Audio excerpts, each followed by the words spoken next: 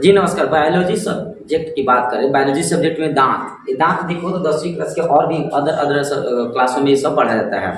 Competition में इसका role होता है। 10वीं क्लास के चैप्टर नंबर 1 जय प्रक्रम में भी इसका रोल है।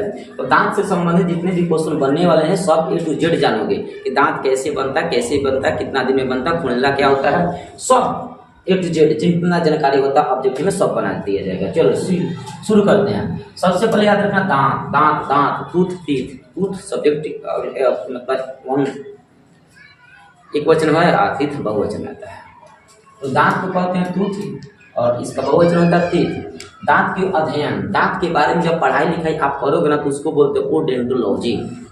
दांतों के आपसे परीक्षा में पूछेगा दांतों के अध्ययन को क्या कहते हैं, तो कहना ओडेंटोलॉजी कहते हैं, ओडेंटोलॉजी कहते हैं। दांत के बनावट कैसे होता है, दांत के बनावट का अलग अलग प्रोसेस होता है। सबसे पहले याद रखना, जो दांत होता है ना, दांत कठोर ऊतक से बना होता है, दृढ़ ऊतक, बहुत मजबूत ऊतक से बना होता है। और ये मजबूत ऊतक में जो सहायता करता है ना, वो कैल्शियम, फास्फोरस, मैग्नीशियम और पोटेशियम, ये सब सहायता प्रदान करता है। सबसे ज़्यादा दांत के बनावट में डेंटिन की भूमिका ज़्यादा होता है। सबसे ज़्यादा किसका भूमिका होता है, डेंटिन के। डेंटिन क्या होता है अभी बात करते हैं। दांत के लेकिन क्षति आपसे पूछा जाए, क्षति दांत के नुकसान किस गैस के कारण होता है, तो बता देना फ्लोरीन गैस। एक फ्लोरीन गैस ना आता है, उस गैस को जब दांत से संपर्क में ला दिया जाता है तो दांत का क्षरण होने लगता है, दांत धीरे धीरे टूटने लगता है या फिर फूटने लगता है। तो क्षरण आपसे पूछा जाए किस गैस के कारण दांत का क्षरण होता है, तो बता देना फ्लोरीन गैस के कारण। दांतों की संरचना मुख्य रूप से 4 भागों में बांटी गई है। दांतों की संरचना कितने भाग में होती है, 4 भाग में। अभी हम दांत के प्रकार बताते हैं, पहले संरचना देख लेते हैं। सबसे पहला जो बनावट है इनेमल, दांत के सबसे ऊपर का ये जो भाग देख रहे हो, जो उजारका दिखना उजारका है, तो दांत के सबसे ऊपरी भाग इनेमल कहलाता है और ये सबसे मजबूत भाग होता है। दांत के क्षरण होने से बचाता है, टूटने फूटने से बचाने के काम करता है। तो दांत के सबसे ऊपरी भाग क्या कहलाता है, तो इनेमल। और सब दांत के सबसे मजबूत भाग कौन होता है, कहना इनेमल। परीक्षा में पूछेगा दांत के सबसे मजबूत भाग कहलाता है इनेमल।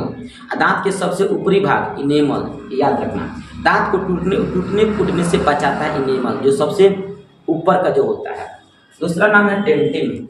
ये जो सफेदका देख रहे हो, सफेदका के नीचे आप जाओगे तो ये थोड़ा सा मटमैला कलर का है, इसे कहेंगे डेंटिन। डेंटिन इनेमल के सबसे निचली भाग होता है और ये लचीला होता है। दांत का अधिकांश भाग डेंटिन से बना होता है और एक कमजोर होता है। अगर कोई बच्चा है और दिन प्रतिदिन मिठाई खाता है, मिठाई, और मुंह कुल्ला नहीं रात में करता है, तो उसके मुंह में बैक्टीरिया रहेंगे, तो धीरे धीरे खदराना मतलब खदरते जाएगा। एगो समय आएगा कि जैसे डेंटिन खत्म हो जाएगा तो डेंटिन इनेमल खत्म हो जाएगा, ऊपरी भाग जैसे खत्म हो जाता है तो डेंटिन बचेगा। और डेंटिन में अपने ही वो लचीला होता है, उसमें ऑटोमेटिक गड्ढा हो जाता है। तो दांत खदरते जाएगा तो जैसे इनेमल खत्म हो जाएगा ना, तो उसके अंदर बाद डेंटिन मिलेगा, वो खोखला भाग होता है, तो खोखला का निर्माण हो जाता है। तो डेंटिन हो गया, नीचे के भाग डेंटिन कहलाता है और एक कमजोर होता है।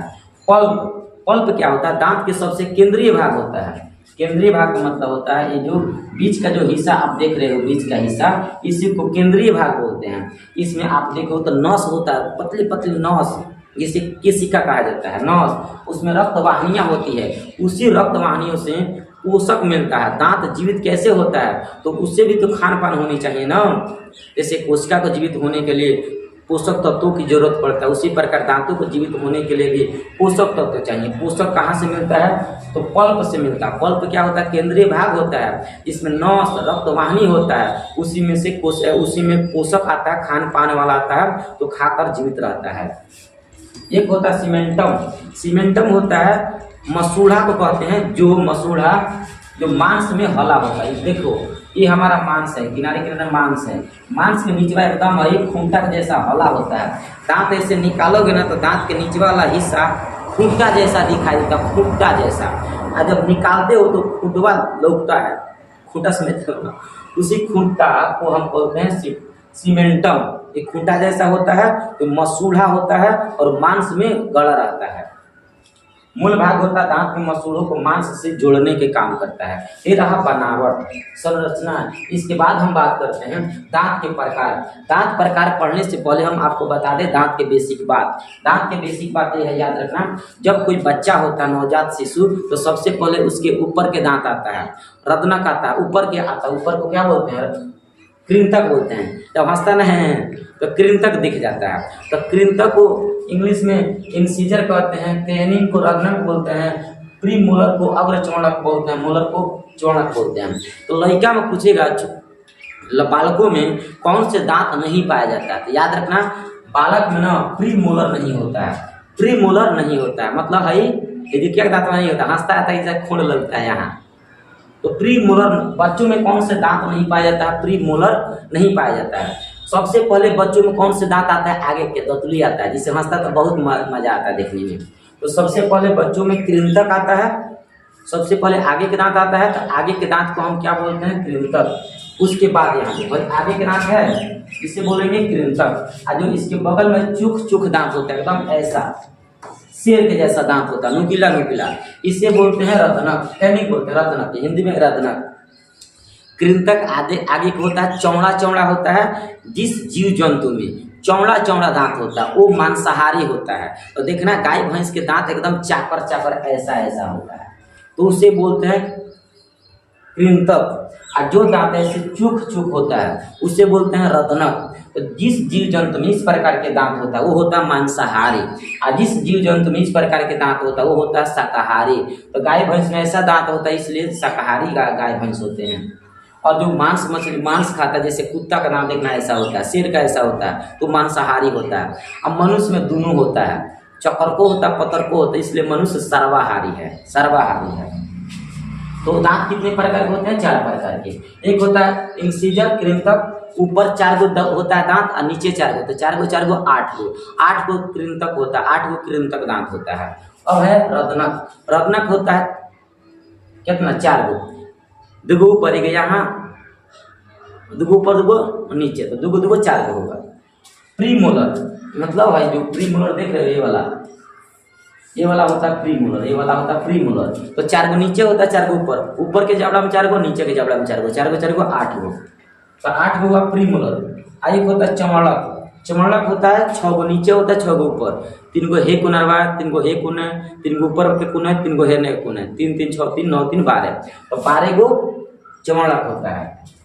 इस प्रकार हम कह सकते हैं 32 गो दांत होता है, 32 गो दांत होता है। अब आपसे पूछेगा क्वेश्चन में दूध के दांत कितना होता है? देखो बाबू, जब कोई बच्चा होता है ना, तो बच्चा का सबसे पहले दूध के दांत आता है। दूध के दांत में हम बता दिया आपको, दूध के दांत में 20 गो दांत दूध के दांत को कहा जाता है। क्या कहते हैं? दूध के दांत क्या होता है? 20 गो दांत कहते हैं। 20 गो दांत दूध का दांत होता है, जो 10 साल 12 साल के आसपास टूट जाता है, तो फिर से 20 गो निकल आता है, तो 20 को 40 गो। अब 12 गो आता है अस्थाई दांत, इससे कहते हैं अस्थाई दांत। जो हमेशा एक ही बार उगे ना, उसे अस्थाई दांत कहते हैं। जो बार बार उगता है उसे हम अस्थाई दांत कहते हैं। तो मनुष्य के जीवन काल में कुल 52 को दांत उगता है।